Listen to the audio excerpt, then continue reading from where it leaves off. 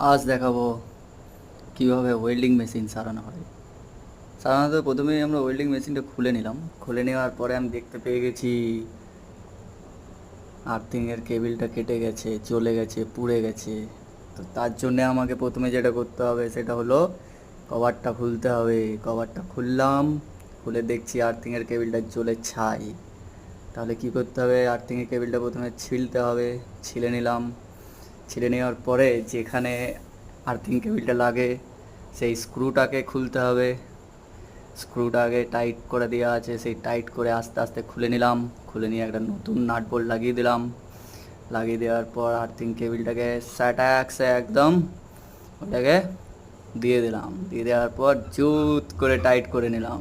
Tight করে নিলাম, একদম ঝাক্কাসভাবে টাইট করে নিলাম। তারপরে দেখি ওয়েল্ডিং মেশিন ঠিক করতে পেরেছি কি না। হ্যাঁ, জ্বলছে জ্বলছে।